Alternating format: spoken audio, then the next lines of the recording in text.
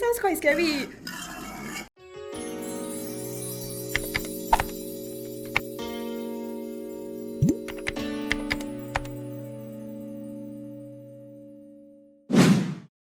Hi guys, and welcome back to another episode of Zula Answers. I'm Brenda. And I'm Fauzi. And as you can tell, today Bolin is not here because he's not free to shoot. Yeah. So we have our TSL Golden Boy, Fauzi, here with us. I mean, I'm just everybody's replacement. No!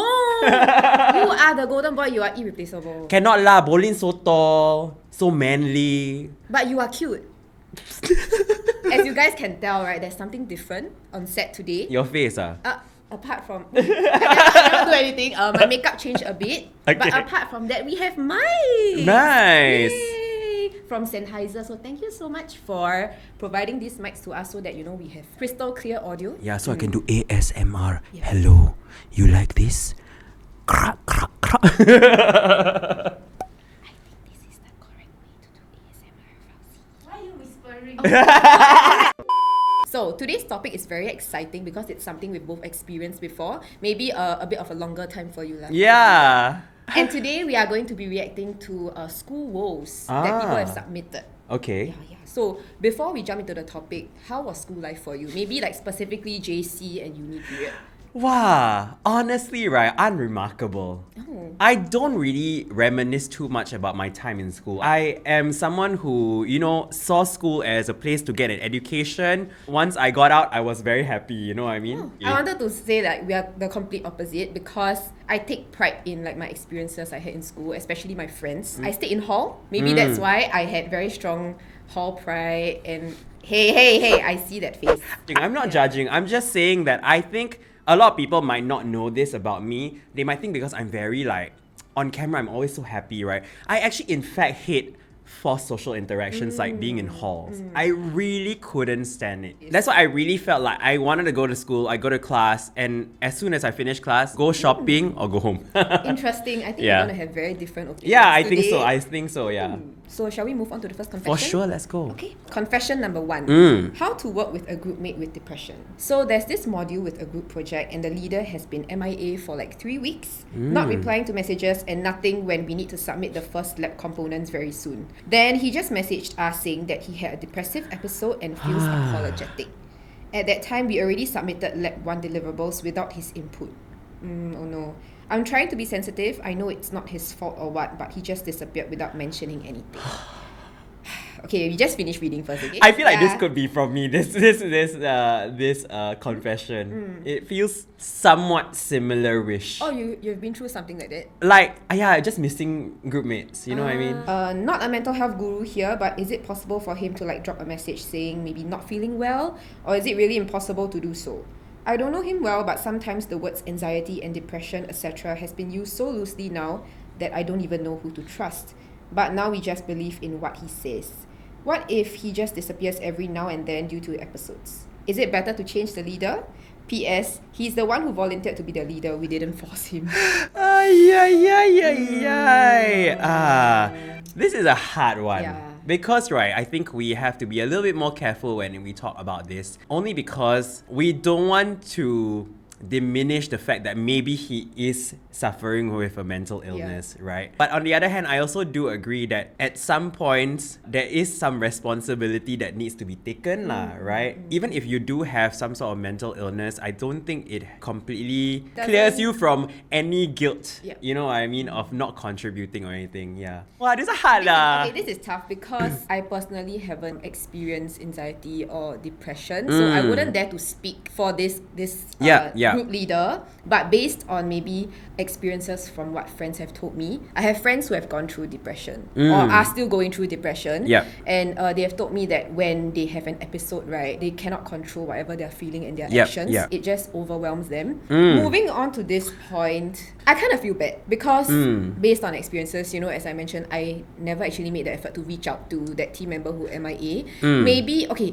you don't need to be friends to, just drop a simple text. Of course, how are you doing? Right. Just to check in. And if the person just doesn't want to share it with you, then you just gotta trust and believe that he or she has someone close to them enough to talk to.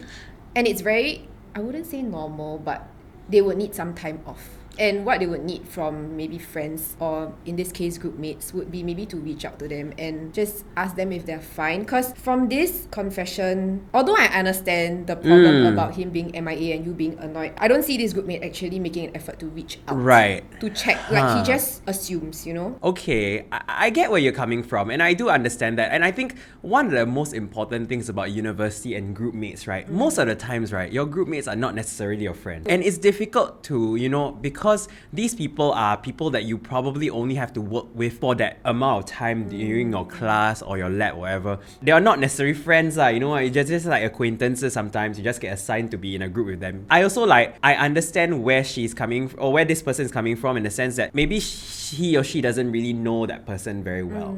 I feel like the guy also volunteered to be a leader, right? I think a little text could be better, you know what I mean? He seems to have just completely ghosted them. Okay, I think what I kind of surmise from this conversation is that, one, there is some need for accountability. So I think regardless of what you are dealing with, there is need for some sort of accountability.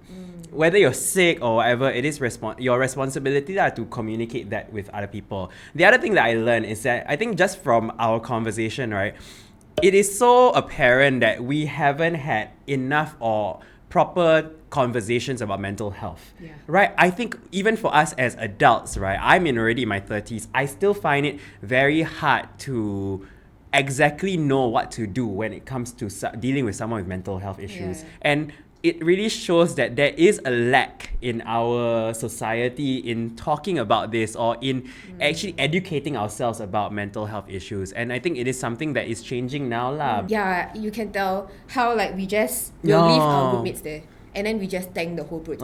Because we might be mentally okay, so we will never be able to understand how they feel on the inside. You know, and I think right now for me, you mentioned that we don't know much, right?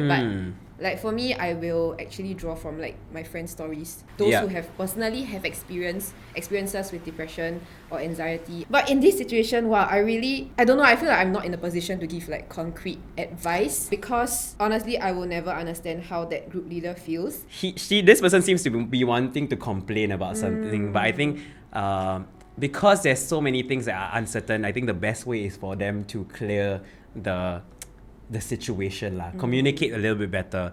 And answering your question, is it better to change leader? No need lah, you're all adults. Just be responsible lah, and just pick up the slack lah. If someone is really in need, for example, put yourself in this person's shoes who's experiencing depression. If, for example, you couldn't do it, would you want your other friends to help you out, or would you want your other group members to help you out? Yes lah. Yeah, right. Exactly right. So I guess the moral of the story is do unto others what you want others to do unto you. Yes. Correct. Correct. Oh my God. I totally agree. Mental health is such a difficult topic to discuss because, again, we are not experienced. We only have experience when it comes to, people adjacent to us. Correct. So I don't know, very hard to say exactly per se what is the right thing to do lah. I think the summary is just be there for people who express that they have any mental health condition, but at the same time don't harp on that too much lah. So the title of this confession is Toxic Friendship. The friendship that I have with Brenda. Just kidding. Hey! No, we have a very wholesome friendship. Yes, that's true. Yes. That's also a lie, but okay. Hello, year 1 uni student here. It's been one sem and I feel like I have not really met any true friends. It's really different from Sec and JC. I'm mostly hanging out with my OG friends and some of my tutorial friends. The people I met in my OG are so toxic. All they care about is how much you score and getting resources from you. Wow, users, man. If you don't have resources, they just don't bother hanging with you, or they do it's very fake in a way. Sorry, sometimes your English, you all really need to improve your grammar because it's so hard to read. And I always feel like they would badmouth me behind my back because they do that about other close friends to me and talk bad about them. Ooh, juicy! But when we hang together as a clique, they act as if all is flowery. Wow. Oh my God, this is like Mean Girls. You love I love when I'm not part of it. Yeah. I agree. Am I the only one feeling out of place? Because I really don't want to hang out with my OG friends anymore because it's damn toxic and it gets me too emotionally. It gets to me emotionally.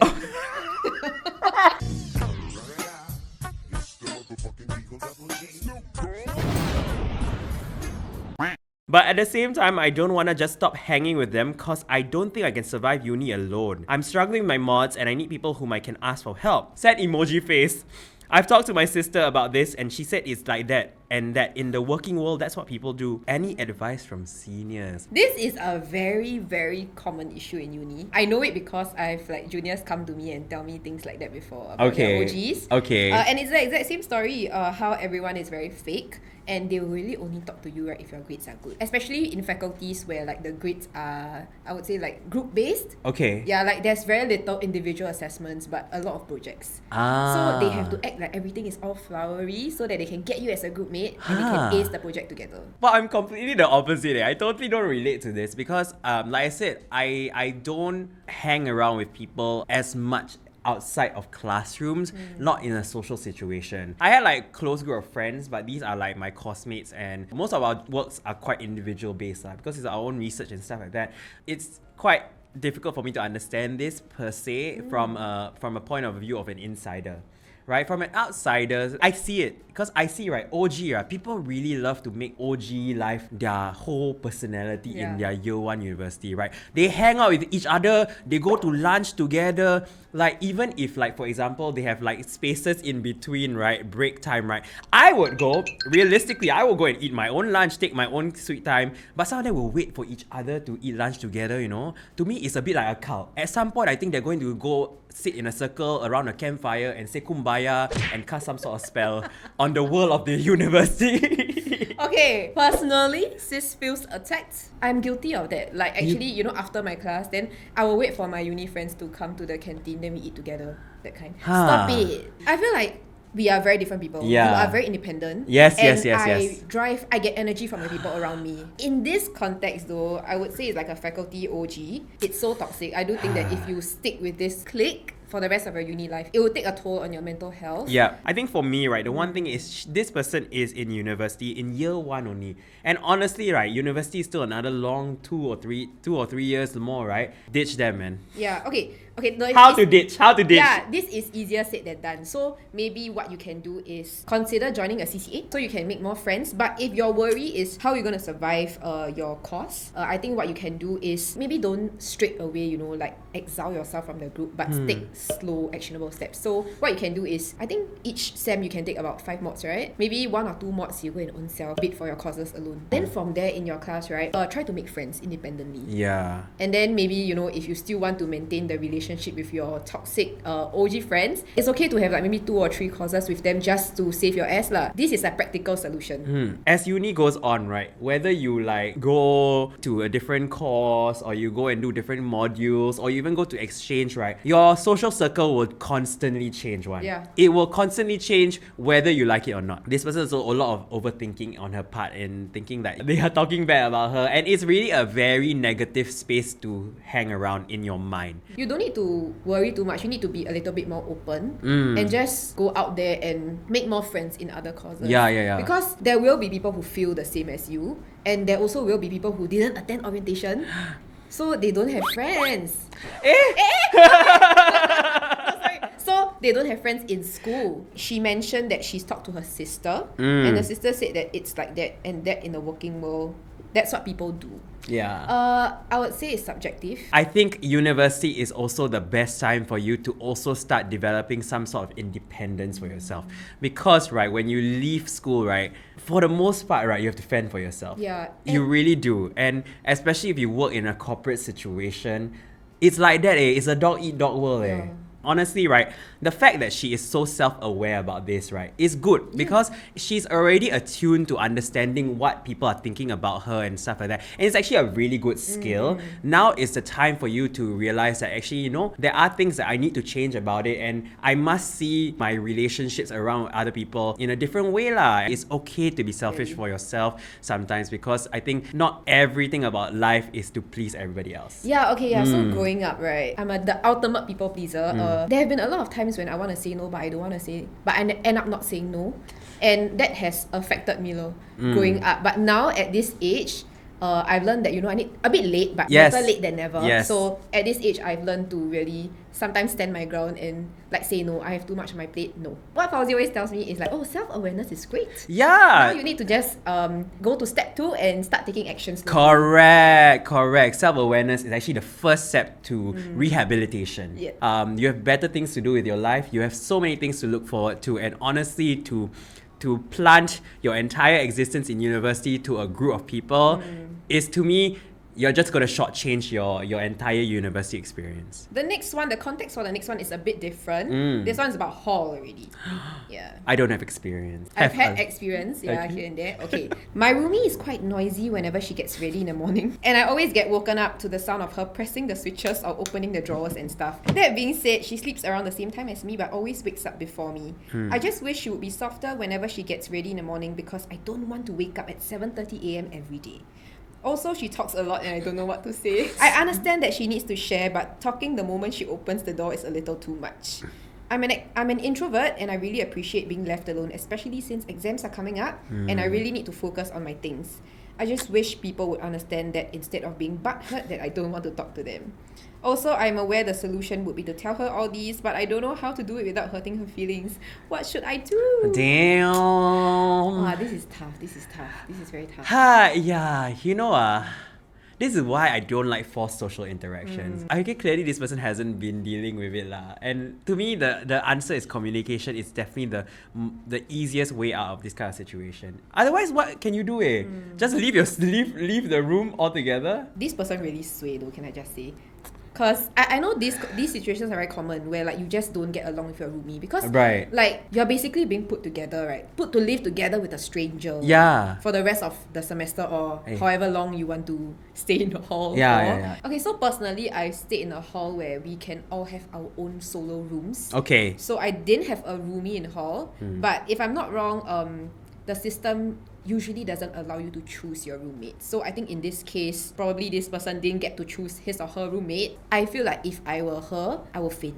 Because, right, for me, I spend a lot of time in my room at home. Okay. I'm a homebody, okay? Okay. So wherever I live, right, is a very important space to me. Okay. So once I cannot take it, and I know that this person will not absorb whatever I'm gonna tell her, I think I will just opt to leave. If I'm not wrong, you need to have a very legitimate reason to actually want to change your roomie, and I don't think in this case it is. I'm so sorry. I don't think the school will deem it as a legitimate reason. Let's take it from 2 points of view, alright? Let's take it from the point of view of this girl complaining and this roomie. Obviously, whatever the roomie is doing, right, we don't really know what's the extent of the disturbance that she's creating in that sense, right? To me, like, switches and drawers, all these kind of things, right, can be done a little bit softer. This is where I tell you my story. So whenever I'm on a vacation with a friend and I'm always rooming with someone, right, I'm always the first person up. Only because, right, I take hours to get ready. And we are self-aware. Correct. So we will make the decision to wake up first, then we wake up the rest after we are done.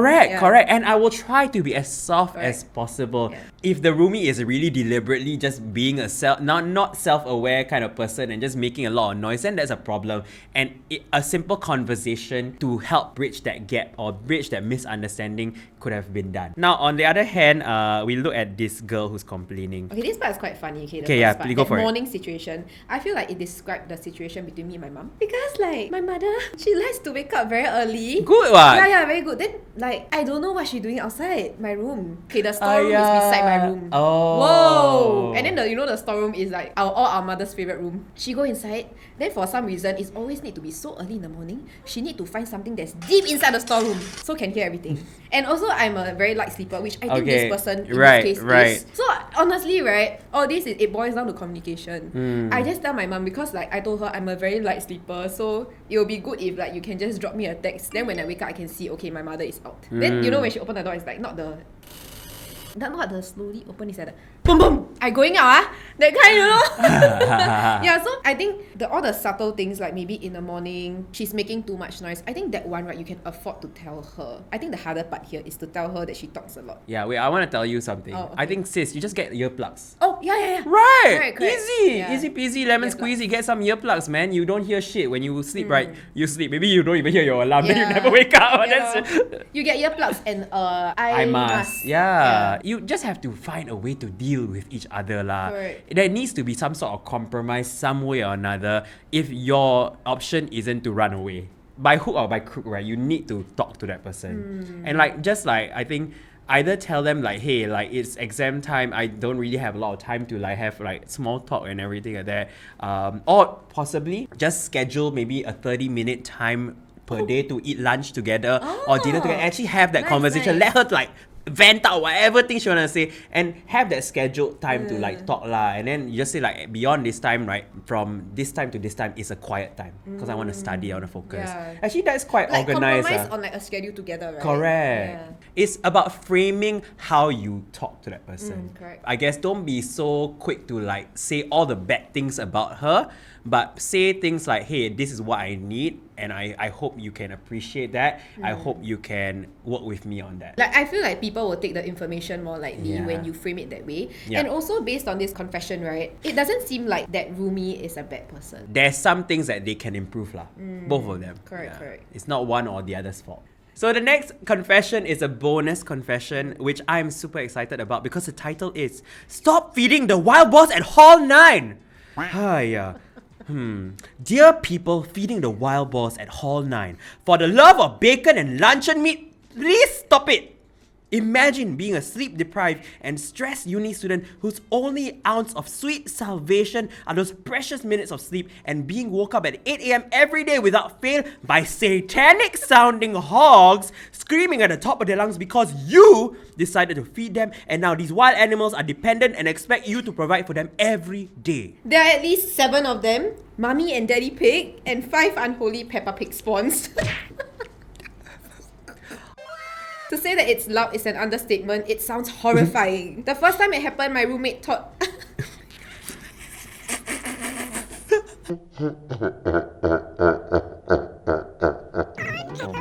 The first time it happened, my roommate thought a satanic blood ritual was happening.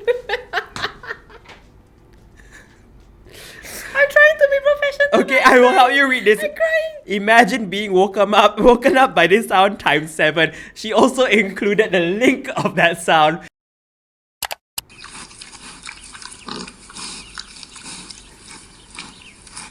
Okay lah, sound quite cute leh.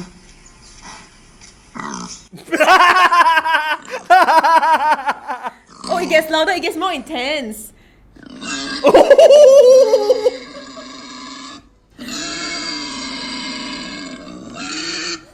It sounds quite scary. Stop going ham on the amount of food you're feeding them. Wow, I love this. Go study or go zoo if you want to feed animal, can? Oh, fucking offensive. I love this. Dude, I feel like we can be best friends with this person. I know, I mean, I'm so close to going Lord of the Flies on the culprits behind this. Stop feeding the pigs or your dead meat. Last warning, I tell you. Oh! Ha! First of all, this person deserves a literary award for all the pork and bacon and ham references this person put into the story. It's a freaking masterpiece. I A round of know. applause to you. Yes. Oh my god. I'm assuming it happened at NTU. Yes, because it's Hall 9, right? You guys, wild animals, please don't feed wild Yeah. animals. Please don't feed wild animals. Yeah, there's a reason why, like, when you go to parks or like any monkey Yeah, farms, yeah, right? yeah. They tell you not to feed the animals. Yes. Because they will just all come to you. Obviously, there are people on higher floors who are a bit inconsiderate here and they think like, feeding them does not affect them directly. But there are people who are living on the lower floors who might potentially get hurt. How about this? What? This is my idea. We put these idiots in a cage. Right? Oh. We surround them with wild boars. We put all the things that the wild boar want to eat inside the cage. No, right outside. No, but if inside with them, then then the the wild nose boar will like want to keep coming in, I want to eat. Then after that, they PTSD. They don't Then want they to eat scared it. already. Yeah. When they scared, that's it. You call us, you want cage people. Oh my god, I derive so much pleasure from thinking that people will finally learn their lesson from doing these kind of things. Yeah. I hate when people just don't learn their lessons. It's like...